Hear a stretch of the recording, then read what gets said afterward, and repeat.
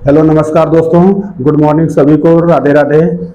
चलिए आइए दोस्तों, आज की क्लास शुरू करते हैं। और क्लास शुरू करने से पहले हम आप लोगों से एक रिक्वेस्ट है दोस्तों कि बड़े भाई समझ के या समझिए कि दोस्त बड़े भाई जो भी समझ के, एक रिक्वेस्ट है कि जो भी साथी वीडियो को देखिएगा नोटबुक के साथ जरूर बैठिएगा और नोट बनाइएगा। आज हम एक ऐसे टॉपिक के ऊपर बात करने जा रहे हैं जो कोई भी एग्जाम हो, इंडिया का कोई भी एग्जाम आप अगर देने जा रहे हैं तो वहां से इस टॉपिक से क्वेश्चन जरूर पूछता है, जरूर पूछता है। जैसे हम बात करने जा रहे हैं पॉलिटी।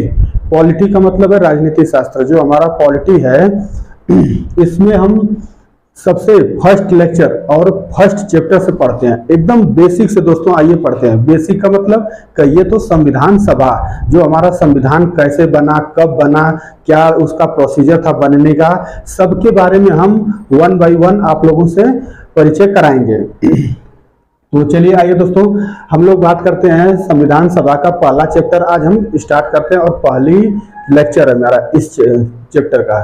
देखिए, सबसे पहली बात है कि विश्व में सबसे पहले संविधान सभा का निर्माण जो है कहाँ हुआ था। हमें यह जानकारी होनी चाहिए कि अगर संविधान हमारा बना है भारत का, तो क्या ऑलरेडी पहले से ही भारत में था या कहीं से बन के आया है या किसी का जैसे कि टू कॉपी किया गया है।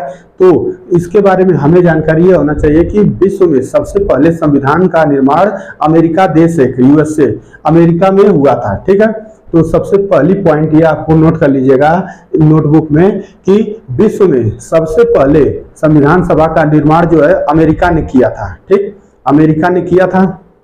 अब हम लोग भारत की बात आती है कि आगे भारत में कैसे संविधान आया। तो 1895 ईस्वी में 1895 ईस्वी में अप्रत्यक्ष रूप से, अप्रत्यक्ष का मतलब कि कोई उसका लिखित प्रूफ नहीं था कि लिखित प्रूफ लिया था, तो अप्रत्यक्ष रूप से बाल गंगाधर तिलक ने भारत के लिए एक संविधान सभा की मांग की थी। कब की थी? 1895 में। तो क्वेश्चन यहाँ पूछ सकता है दोस्तों कि संविधान सभा की मांग सबसे पहले किसने की थी। तो संविधान सभा की सबसे पहले मांग बाल गंगाधर तिलक ने किया था। और कब किया था? तो 1895 ईस्वी में किया था। लेकिन इनकी मांग जो थी दोस्तों अप्रत्यक्ष रूप से थी। अप्रत्यक्ष का मतलब कि कोई ये लिखित प्रूफ के साथ नहीं लिए। जैसे उस समय अंग्रेजों का शासन हुआ करता था, तो वो क्या कि उनसे कोई लिखित प्रूफ नहीं लिए, इस या संविधान के बारे में कोई एक लिखित प्रूफ नहीं लिए थे कि हमारा संविधान होना चाहिए।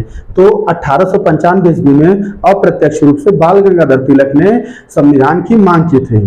फिर इसके बाद आगे आते हम लोग, आगे समय बीतता जाता है। 1895 के बाद 1922 का समय आता है। 1922 में महात्मा गांधी ने भारत के लिए संविधान की मांग की थी। और मांग नहीं की थी, भारत के लिए संविधान इन्होंने बताया कि भारत का एक संविधान होना चाहिए जिसमें कि यह भारतीयों के अनुसार होना चाहिए। मतलब क्या है कि दोस्तों उस समय जो अंग्रेज बड़े चालाक हुआ करते थे, अंग्रेज जो है बोले कि संविधान सभा तो बनेगा, संविधान बनेगा आपका, लेकिन हम लोगों की मर्जी से बनेगा।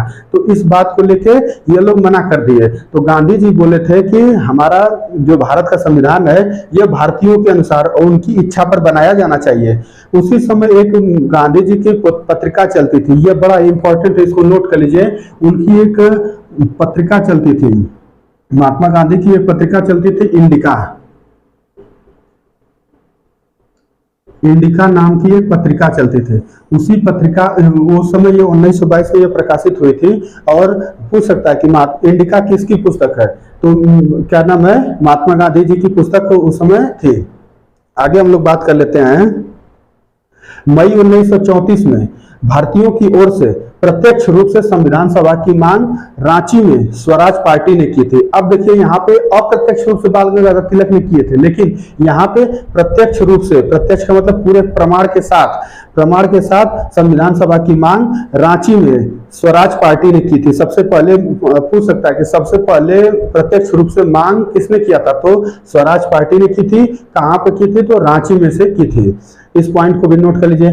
आगे अगला आते हैं हम लोग, अगला पॉइंट है वर्ष 1934 में ही भारत में संविधान सभा का गठन का विचार एम.एन. राव ने दिया था। जो संविधान सभा का गठन है उसके विचार को एम.एन. राव, इनका पूरा नाम नोट कर लीजिएगा, मानवेंद्र नाथ राय है। इन्होंने गठन का विचार दिया था। ठीक है, जैसे कोई भी चीज भाई होता है, बनता है, तो उसका कोई ना कोई पहले योजना बनाई जाती है, उसके बारे में प्लानिंग किया जाता है दोस्तों, फिर इसके बाद उसके विचार बैठ के विचार विमर्श किया जाता है। तो उसी तरह इस संविधान सभा के लिए भी विचार का किसने दिया था? एम.एन. राव ने दिया था। एक नंबर का पॉइंट यहाँ, एक नंबर का पूछ सकता है यहाँ से भी क्वेश्चन कि संविधान सभा का विचार किसने दिया था, संविधान बनने का विचार किसने दिया था? तो एम.एन. राव ने दिया था। आगे अगली पॉइंट है, अगस्त 1940 में अंग्रेजों ने स्वीकार किया कि भारत के लिए एक संविधान सभा होना चाहिए। देखिए 1895 से दोस्तों बात चलती चली आ रही है। 1895 बीता, 1922, 1934, फिर 34, अगस्त 1940 में अंग्रेजों ने इस बात को स्वीकार किया कि भारत का एक संविधान होना चाहिए। चलिए, हाँ दोस्तों, थोड़ा सा माइक म्यूट हो गया था, मतलब बैटरी इसकी खत्म हो गई थी, तो हम एक बार फिर से जो पॉइंट छूट गया था उस पॉइंट को एक बार फिर से बता देते हैं। नोट देखिए, इसके पहले तो हो गया था, अगस्त प्रस्ताव तक भी बात चल रही थी, तो अगस्त प्रस्ताव जो है इसी पे बात चल रही थी। आइए इस पॉइंट को बताते हैं। अगस्त 1940 में अंग्रेजों ने स्वीकार किया कि भारत के लिए एक संविधान होना चाहिए।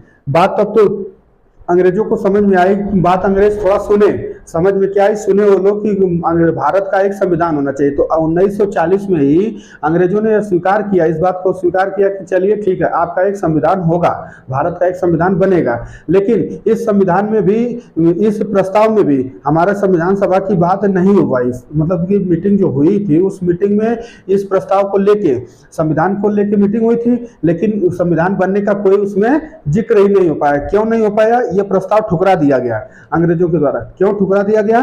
क्यों? क्योंकि इसमें बोले थे कि अंग्रेजों के द्वारा तो स्वीकार किया जाएगा, लेकिन अंग्रेज बोले थे कि हमारे मनमाफी किया होगा, और भारत बोले थे, भारत वाले लोग, भारतीय कहे थे कि इसमें मुख्यतः ज्यादातर भारतीय होंगे। इस बात को लेकर इस प्रस्ताव को ठुकरा दिया गया, और इसी प्रस्ताव को दोस्तों अगस्त प्रस्ताव के नाम से भी जाना जाता है। तो पूछ सकता है कि 1940 में कौन सा प्रस्ताव आया? अगस्त प्रस्ताव आया, ऑप्शन होगा। तो अगस्त प्रस्ताव के नाम से भी जाना जाता है। फिर आगे समय बीतता है, 1942 का सन आता है। 1942 में एक क्रिप्स प्रस्ताव भेजा जाता है, अंग्रेजों के द्वारा एक क्रिप्स प्रस्ताव आता है जिसका नाम है क्रिप्स। अभी हम बताते हैं कि ये क्रिप्स प्रस्ताव में क्या हुआ था। तो क्रिप्स प्रस्ताव 1942 में आता है। ठीक है दोस्तों, तो 1942 में जब क्रिप्स प्रस्ताव आता है, तो इस प्रस्ताव का पहले हमें जानना पड़ेगा कि इसका अध्यक्ष कौन था, मतलब कि इस प्रस्ताव को कौन भेजा था, उसकी अध्यक्षता किसने किया था। तो उनका नाम था सर स्टेफर्ड क्रिप्स, उसका नाम ही था सर स्टेफर्ड क्रिप्स।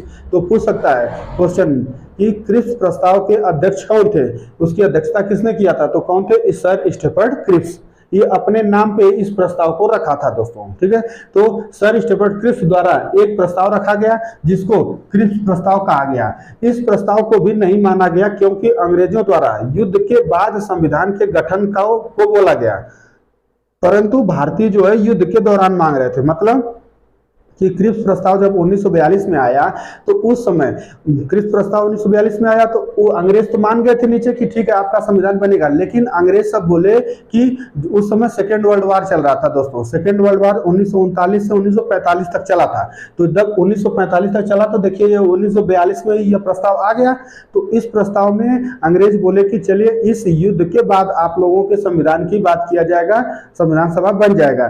तो इसी समय गांधी जी बोले कि आप तो बड़े चालाक हैं, इसका मतलब कि आप कह रहे हैं कि युद्ध के बाद संविधान सभा के गठन की बात कही गई थी, तो हमें आप ये बताइए कि अभी तो युद्ध चल रहा है, तो युद्ध की कोई गारंटी है कि कब तक चलेगा कब तक नहीं चलेगा? भाई इसका कोई गारंटी है नहीं कि आज चल रहा है कल बंद हो जाएगा। अब वर्ल्ड वार हो रहा था सेकेंड, तो बहुत बड़ी बात है। तो अब कब तक चलेगा? न आपका युद्ध खत्म होगा न मेरा संविधान बनेगा। तो अंग्रेज गांधी जी ने इस, देखिए नीचे एक हम स्टेटमेंट लिखे हैं, क्या लिखे हैं? क्रिप्स प्रस्ताव को ही गांधी जी ने दिवालिया बैंक का चेक, यह बड़ा ही इंपॉर्टेंट पॉइंट है, दिवालिया बैंक का चेक की संज्ञा दी थी। अब ये क्या होता है दिवालिया बैंक का चेक? तो एक ऐसा चेक है, दिवालिया बैंक का चेक का मतलब यह कि एक ऐसा चेक है जो बैंक ही दिवालिया हो गई है। आप उस बैंक का हमें चेक दे रहे हैं जो बैंक दिवालिया हो गई है। दिवालिया का मतलब कि भाग गई है, एकदम बर्बाद हो गई है। तो आप हमें उस प्रकार का चेक दे रहे हैं, एक आश्वासन दे रहे हैं कि युद्ध के बाद आपके संविधान के हम लोग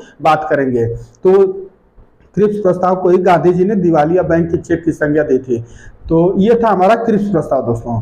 चलिए आज के लिए हम इतना ही रखते हैं, फिर हम नेक्स्ट अगली वीडियो में इसके आगे जितनी भी जानकारी आएगी, मतलब कि हमारे संविधान से रिलेटेड जो जो भी पॉइंट होंगे उस सभी को हम आपसे अपडेट कराएंगे। तो चलिए दोस्तों आज के लिए इतना ही, फिर हम नेक्स्ट वीडियो पे मिलते हैं। और हाँ दोस्तों, वीडियो पूरा देखिएगा, अगर देखने के बाद अच्छा लगे, कुछ न कुछ समझ में आए, सीखने को मिले, तो वीडियो को लाइक और सब्सक्राइब जरूर कर दीजिएगा। शेयर भी दोस्तों खूब करिए जम के अपने दोस्तों तक, ताकि कोई भी पॉइंट या कोई भी मैटर आप अपने छूट न पाए आप लोगों के माध्यम से। ठीक है दोस्तों, तो चलिए तब तक के लिए जय हिंद दोस्तों।